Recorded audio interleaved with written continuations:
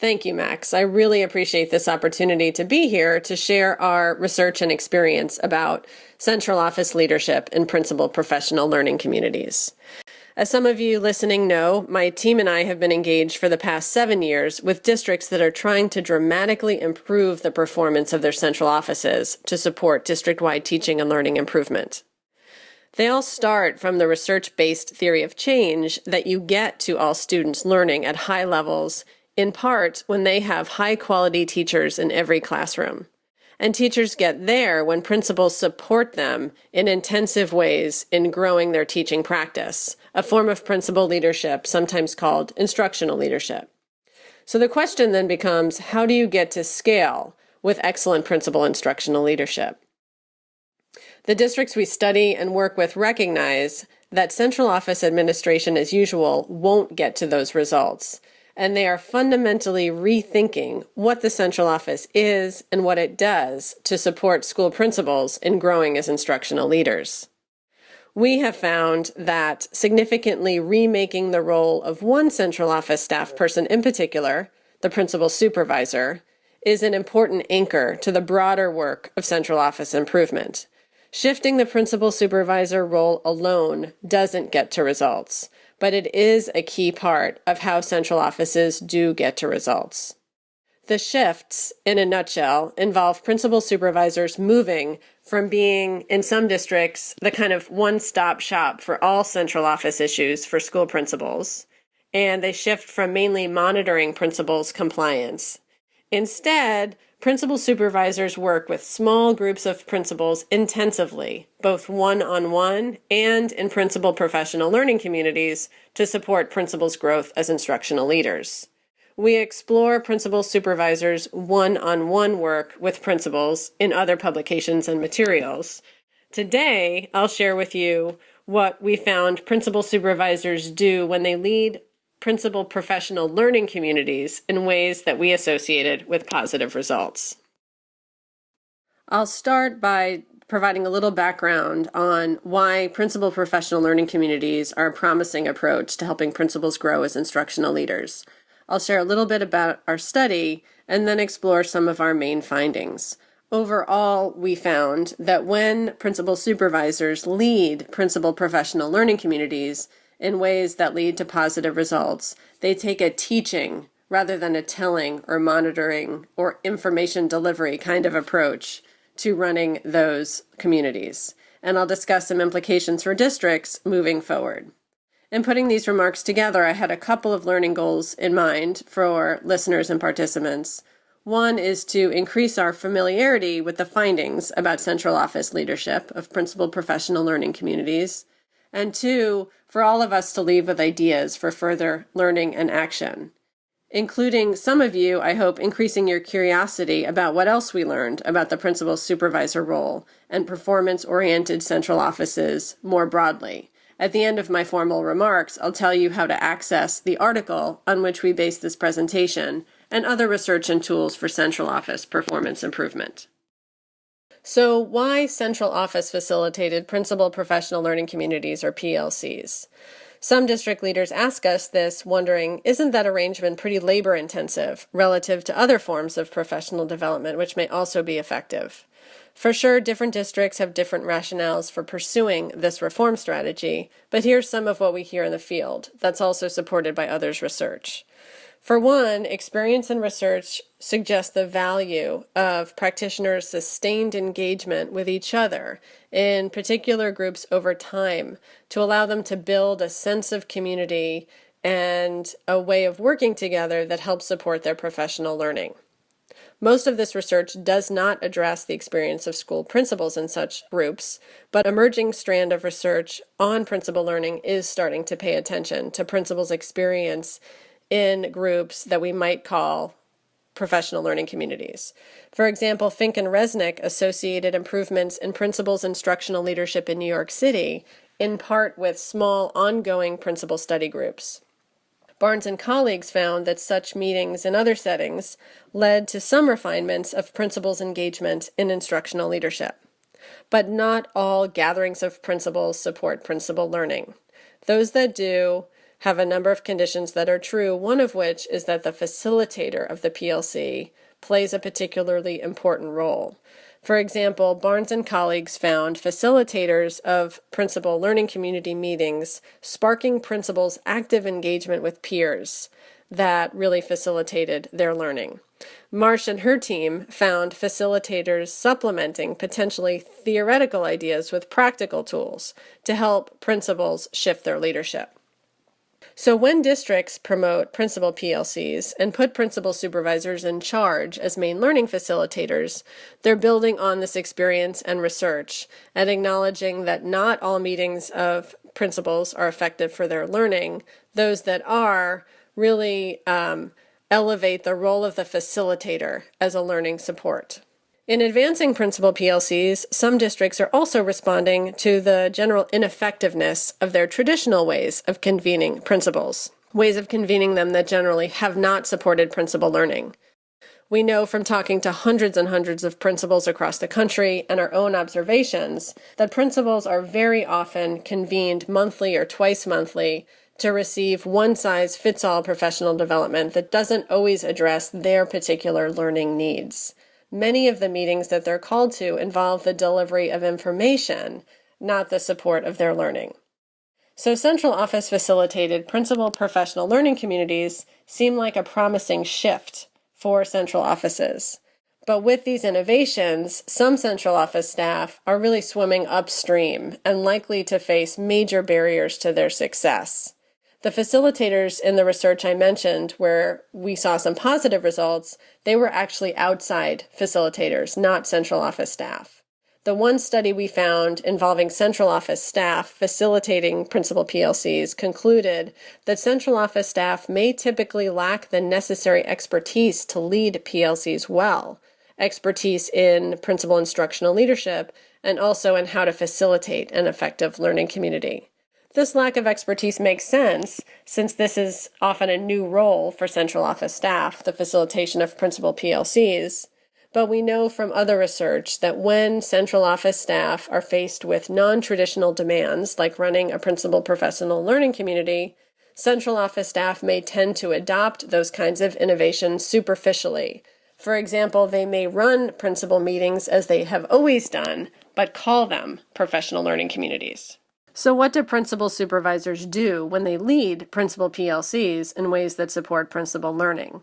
This question framed our analysis of 6 out of 8 principal professional learning communities facilitated by principal supervisors in one mid-sized district.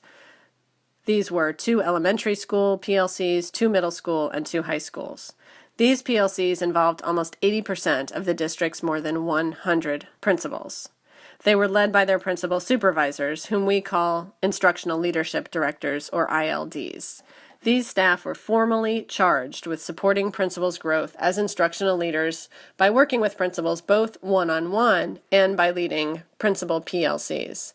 This district had made a major investment in rethinking the principal supervisor role as leaders of principals' learning, suggesting that such shifts were a high priority, and therefore we might see the ILDs leading the principal professional learning communities at a relatively high level. We conducted this analysis as part of our broader study of central office transformation supported by the Wallace Foundation. This sub-analysis built on the rigorous methods of the broader study. In short, we lived in the principal professional learning communities meetings and otherwise with the ILDs. For example, we conducted 105 hours of observations of 25 meetings, which represented 85% of all principal professional learning community meetings held that year. We conducted in-depth interviews and document reviews as well. Our conceptual framework, which guided our data collection and analysis, called our attention to specific teaching moves that facilitators of professional learning communities make when they're leading those communities in ways that support participants' learning. And we triangulated our data sources around particular outcomes, which I'll share as I review our findings. Our first set of findings suggests that this district had designed for principal learning. That is, they created the conditions theoretically supportive of success for the ILDs in facilitating the principal PLCs. For one, they didn't simply add on principal PLC meetings to principals' existing workload. Instead, they substituted their old meetings with these new principal PLC meetings. So no longer were principals going to frequent meetings involving the delivery of information. Instead, they were attending principal professional learning community meetings twice monthly, focused on their growth as instructional leaders. We thought the frequency of these meetings was an important support for principal learning, but also the idea that the district replaced the old meetings potentially sent a message to principals that their growth as instructional leaders through the PLCs was of particular value to district leadership. The groups seemed to be a good size, supportive of learning, not too large. The largest group had 18 school principals, and also not too small. The smallest group had 9 principals. These groups were organized by grade level, based in part on a learning-focused theory that the job of being an elementary school principal is not the same job as being a middle school principal or a high school principal. So the district created separate learning communities for principals at each level. Each group also operated with a clear formal charge to focus the work of the principal professional learning communities on principals' growth as instructional leaders. A prominent central office publication described the principal PLCs this way. It said, "Principals participate every 2 weeks in professional development activities led by their supervisors. These activities are grounded in a cycle of inquiry, with principals analyzing data, learning about effective instructional practices, and working with their peers to develop strategies for accelerating student achievement. Meetings are designed to develop individual principals' capacity as well as the capacity of the group of principals as their own professional learning community." A central office leader described the emphasis on principal learning in these PLCs in this way. They said, "Within their groups of schools, ILDs bring the principals together twice a month at least. They create a professional learning community where the schools are actually networking with each other, and they're in each other's schools, observing each other's practice, giving each other feedback, engaging in professional development together. And over time, that is supposed to be a leveraging strategy to raise student achievement." All the ILDs in interviews with us said they intended their principal meetings to align with these aspirations. However, we found some significant variations in terms of their actual practice. We tracked 3 indicators of the quality of principals' experience in their PLCs. In time, the field may have other ways to measure that experience, but for now, we believe our methods are as rigorous as you could develop without boiling the work of a PLC down to a handful of variables and doing quantitative analysis that doesn't really let you see what's going on inside the leadership of these PLCs. First, we directly observed strikingly different levels of principal engagement in the PLC meetings, especially over the course of the year. In the high engagement meetings, principals consistently came to meetings prepared with whatever assignment or homework they were asked to do in preparation for the meeting. They came on time and they stayed for the whole time. By contrast, in 2 of the PLCs, we observed consistently low principal engagement that actually decreased over time. For example, in a joint meeting of these 2 PLCs, only 3 out of the 18 principals brought the required homework. The ILD facilitators ended up abandoning their agenda for that particular meeting, which depended on the completion of the homework in advance, and they ended up giving the principals time during the meeting to complete the materials they should have completed in advance. Second, we also looked at the tasks principals engaged in during the meetings. In 2 of the PLCs, principals engaged in progressively more challenging instructional leadership activities over time, which we took as an important indicator of their ability to engage in instructional leadership tasks more generally.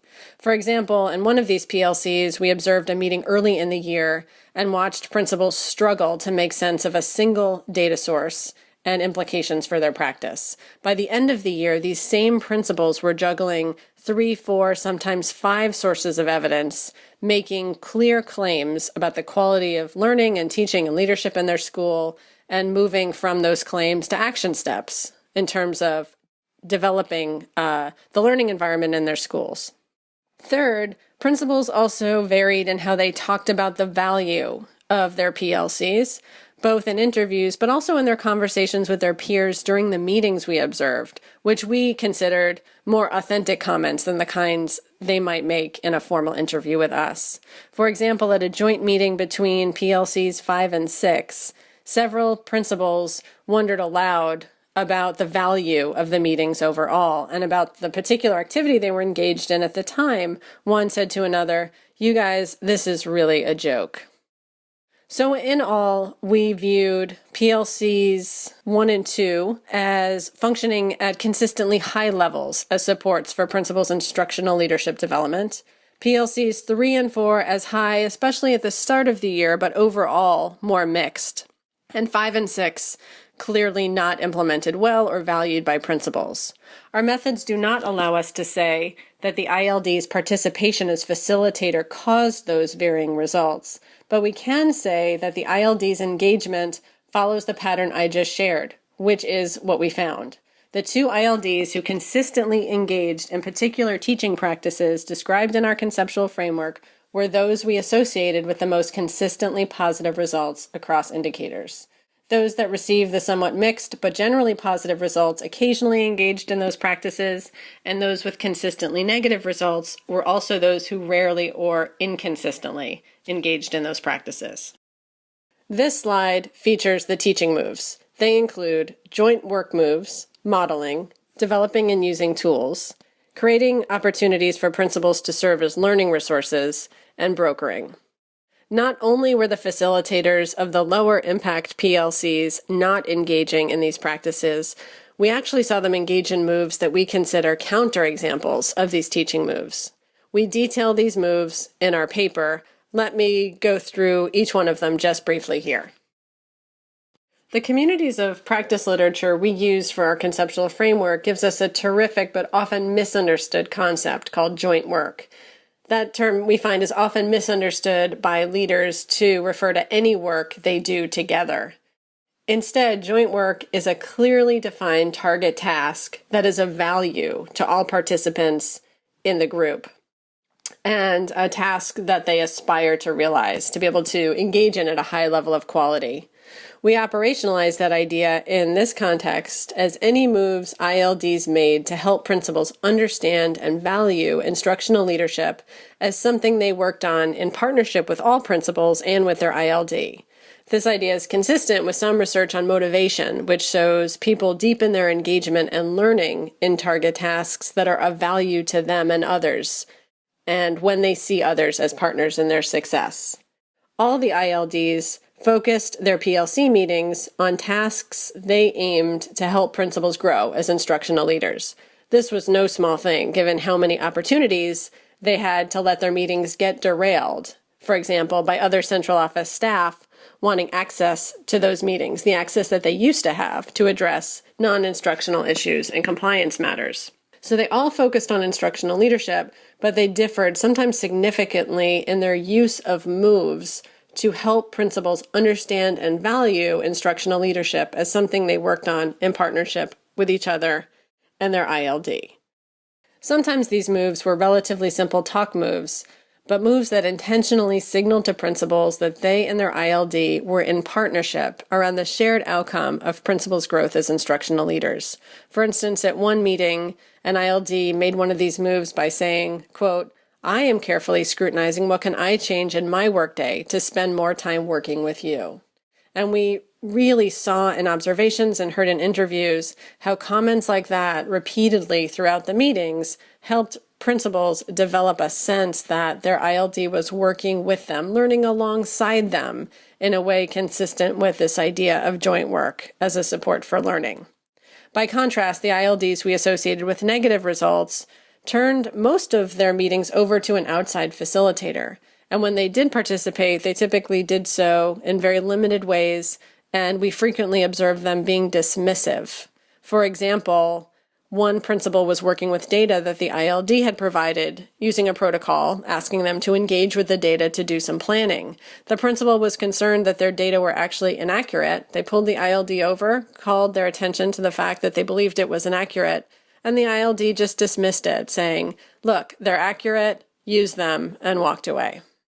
The ILDs whose PLCs we associated with positive results also frequently modeled or demonstrated ways to think and ways to act consistent with instructional leadership as a strategy for helping principals learn how to become better instructional leaders.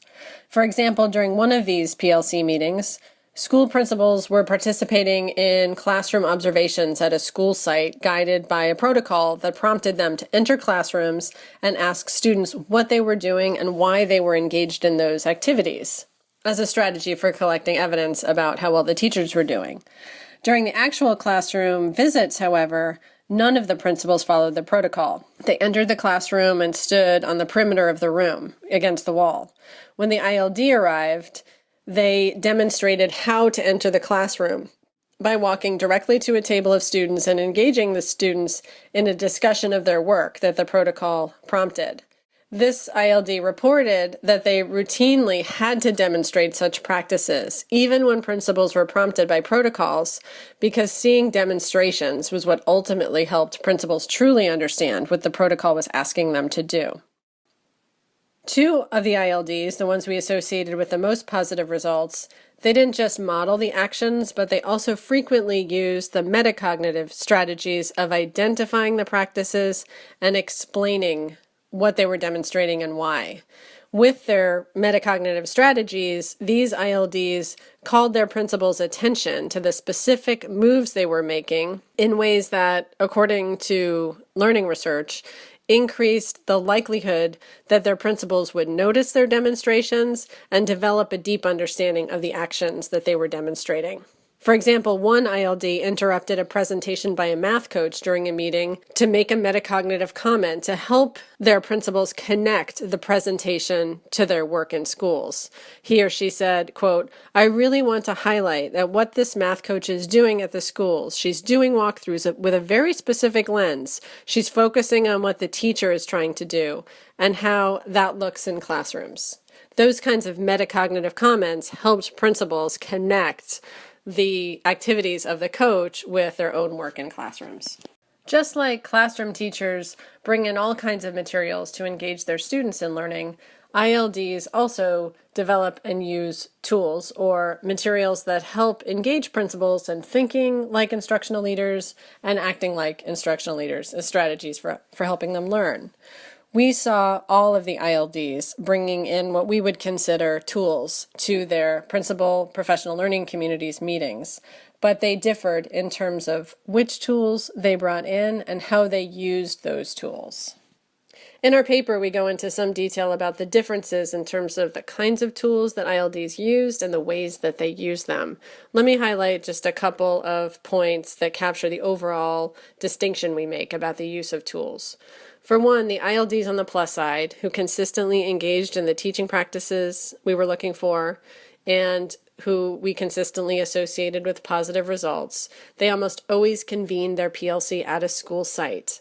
And they used a protocol to help engage principals in working together, to look at the quality of instruction in that building, to talk about it together, and to use that collective experience to deepen their thinking about instructional leadership and how they actually went about it. They didn't just have those protocols, but they used them as jumping off points for facilitating what we called challenging conversations among principals about what they were seeing in classrooms, the quality of the teaching, and the implications for principals.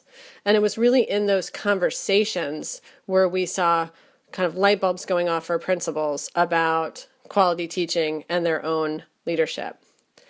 By contrast, the ILDs we did not see engage in the teaching practices consistently, and the ILDs we associated with generally negative results typically convene their PLCs in office buildings. So we did not see them generally using classroom observation protocols. And when they did talk about the quality of instruction, often without protocols, the quality of the conversation was fairly superficial. So for example, in a challenging conversation, an ILD might say to principals, "What did you see in that classroom?"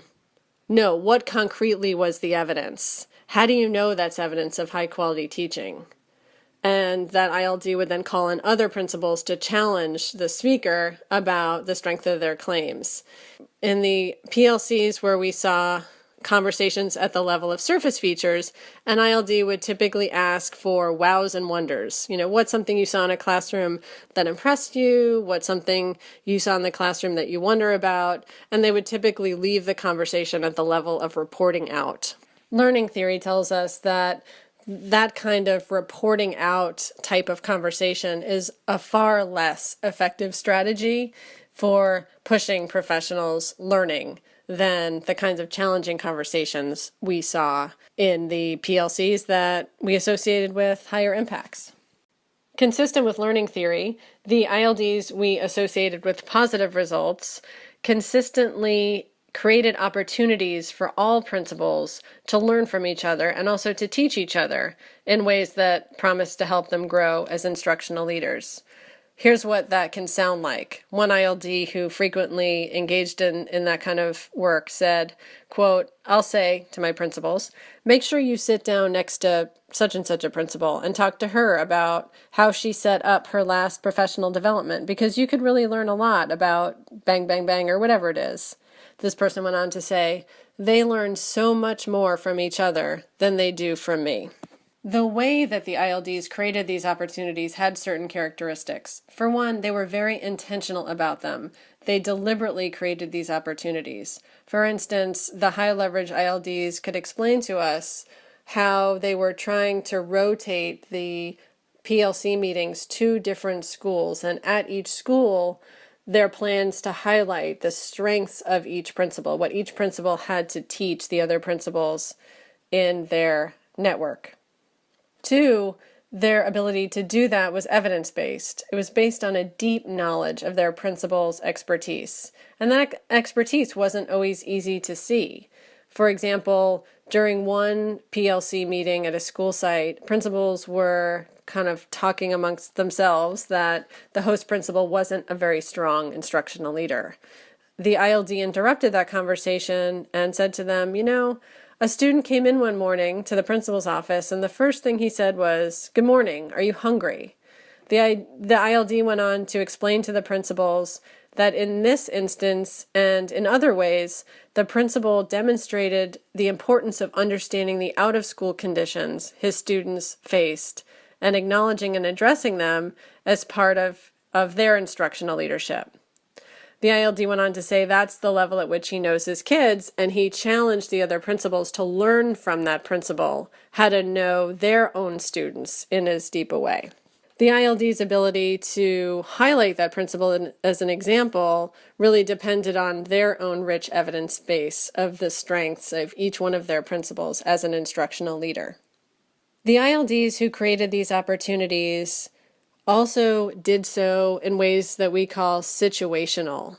They seem to really understand that no one principal was an expert in instructional leadership in general, but they were more or less skilled at certain aspects of instructional leadership, consistent with theories of expertise that says no one is an expert in all things. People are more or less expert in certain areas, and people who truly leverage others as learning resources understand how people's expertise can really depend on the situation. So ILDs who really understood this idea created mixed groups in their meetings rather than fixed groups, which we saw in the other networks. For example, in some of the other networks, the ILDs paired up their principals and kept them in those pairs throughout the meetings. By contrast, the other ILDs, the ones we associated with positive results, were continuously rotating their principals in different configurations depending on the situation as a way to help principals leverage each other as learning resources. In learning theory, brokering resources as a move by a learning community facilitator means strategically managing the boundaries of the community to facilitate learning. In this setting, we operationalize this idea by looking at whether and how the ILDs bridged or linked their communities to outside resources that supported learning, and also buffered their communities from interferences, things that promised to detract from learning. All the ILDs bridged their communities to resources, most commonly instructional coaches from the teaching and learning unit. What seemed to make a difference in terms of positive versus negligible or negative outcomes was how the ILDs actively engaged those resources as learning resources. On the low end, two of the ILDs essentially handed over about half of their PLC meetings to outside consultants who just ran the meetings with very little participation by the ILDs. The ILDs frequently weren't even there. And our observations of the facilitators suggested they generally operated in what we call telling rather than teaching mode, delivering lots of information, not really creating learning opportunities. And the ILDs really weren't there or weren't engaged in interfering with that to make the outside facilitators better resources for principals learning. By contrast, the other ILDs generally limited outside guests. When they had outside guests, they clearly mediated how those guests participated to increase the likelihood that the guests would support principal learning. Let me give you an example of the difference that an ILD's active mediation of these outside guests could make. We observed two different PLC meetings at which the same central office staff people came to talk about writing assessments. At one meeting, which the ILD mediated very little, those staff people came in and gave a very kind of traditional 30-minute announcement about the procedures for the writing assessment and how it would be scored. By contrast, the second PLC meeting, the ILD had worked with that person in advance. They were very aware that their kind of typical way of engaging principal was that 30-minute announcement type session, and instead they worked with that staff person to do what they ultimately brought to the principals, which was a 2-hour workshop type session that walked principals through a series of activities to help deepen their understanding of what the writing assessments were really asking teachers to do, and reviewing a series of tools that they had developed to help principals engage their teachers in improving the quality of their writing instruction. All the ILDs buffered or protected their meetings from outside interference. These were often requests from other central office staff to get access to the principals during the meetings. As one ILD put it, I think the core job description of being an instructional leader to the principals has to be protected, and it has to be respected. It takes fighting our bosses sometimes. And yeah, they want us to go out there and I guess do instructional walkthroughs and, teach the principals how to get better teaching out of their teachers and that kind of thing. But they give us so much other crap to collect and deliver. So ILDs had important roles to play in protecting their meetings so that they can stay focused on principals' growth as instructional leaders, even in this district that had such high-level commitments to those meetings having such a focus. Main strategies that ILDs used to help buffer their meetings from interference included just routinely saying no to outside guests who wanted to come in, and limiting outside guests to brief presentations in the final 15 to 30 minutes of the meeting. Our findings also address mediators of the ILD's work, or conditions that helped or hindered them in engaging in the kinds of teaching practices we associated with positive results. For one, it seemed to matter that the ILDs were executive-level staff people. Among other things, being an executive-level staff person as opposed to someone deeper in the central office bureaucracy gave them sometimes the authority that they needed to say no to central office staff who wanted to get in on their PLC meetings. Two, cabinet members sometimes played important roles in buffering the PLCs, helping the ILDs manage the boundaries of their PLCs to keep interferences at bay. In this system, at one point, for example, cabinet members actually assigned another central office staff person to be a kind of gatekeeper to the PLCs. And this person described, so one of the roles I've been playing this year is to vet people that want to present to the principals. So no more is it like, you need to present to the principals, okay, set it up with the ILDs. Now, everyone who wants to have time with principals actually now comes through me, because we have a lot of people who come and present to our principals, and it's horrendous. I mean, it's really just talking heads. Our principals complain, this is bad teaching. So as a result, a given senior staff person has given me the charge to work with anyone who wants to present to our principals. And this turned out to be a really powerful support for some time, not just telling people yes or no, you can participate in the PLCs, but here was someone dedicated to work with central office staff to help them engage in the PLCs in ways more reflective of a teaching versus a telling approach. Principals themselves could detract from their own learning in PLCs. For example, when they didn't bring the required homework or when their attendance was spotty. Some principals also placed sometimes significant demands on their ILDs to use their PLC time for operational issues that they considered more urgent than their work on their growth as instructional leaders. So all three of these conditions were true for all of the ILDs, and we tried to look for, well, which conditions were different for the ILDs we associated with positive results versus less positive results. And the one condition that stood out to us was their own orientation to the role. The ILDs who engaged in the teaching practices, who we associated with positive results, tended to talk about their expectations of the role as they are the teacher of principals instructional leadership. Those we associated with negative results or mixed results typically described that they believed they had been hired to be more of a traditional area or assistant superintendent, sitting on top of a number of central office programs and staff, and expected to engage in generally a traditional supervisory relationship with principals rather than more of a teaching role. So we think that the orientation that ILDs bring to the work matters substantially to how they go about their work.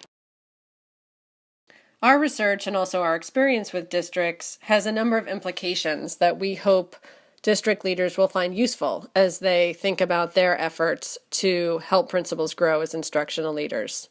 For one, we think our work suggests that principal professional learning communities are promising supports for helping principals grow as instructional leaders. At least they can be, depending on, among other things, how their principal supervisor facilitates those meetings.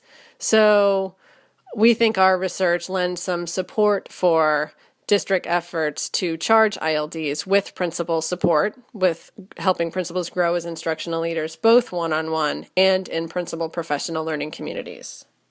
ILDs also need support in learning to become better facilitators of principal PLCs. None of the ILDs in this study had much, if any, professional development related to running PLCs for principals. Imagine what would have been possible if they had. So we encourage districts to be very intentional about the professional learning opportunities they provide to their ILDs to help them become effective PLC facilitators. Our work also shows that district leaders have important roles to play in buffering or protecting principal PLCs from outside interference that might take their time away from a focus on principals' instructional leadership. So we hope district leaders come away from our work asking themselves, how can we create that kind of buffer for the PLCs so they can truly maintain their focus on principal learning and principal instructional leadership? Our research is also fairly clear about the importance of which staff districts hire into these ILD roles. Staff with a teaching orientation, staff who come with that ready orientation to teach in their principal professional learning communities, seem to have more success at realizing positive results than those that bring a more traditional supervisory orientation. At the DL2, the District Leadership Design Lab, which I run at the University of Washington, we're working to create different resources to help districts design and implement principal professional learning communities that help principals grow as instructional leaders. For one, you can find the article on which this presentation is based, as well as a study guide on our website. And you can use both the article and the study guide to engage your principal supervisors and other central office staff in the ideas in this work. We've also built out what we call the Principal Supervisor Performance Management System.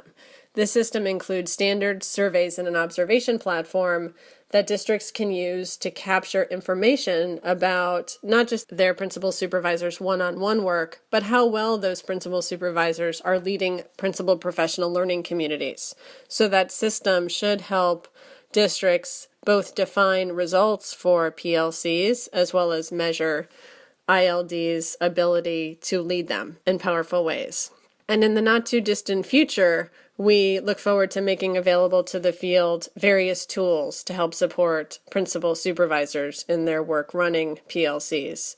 Those tools will address planning, so effective planning of principal professional learning communities, as well as video-based materials that principal supervisors can use to help deepen their understanding of effective facilitation of PLCs.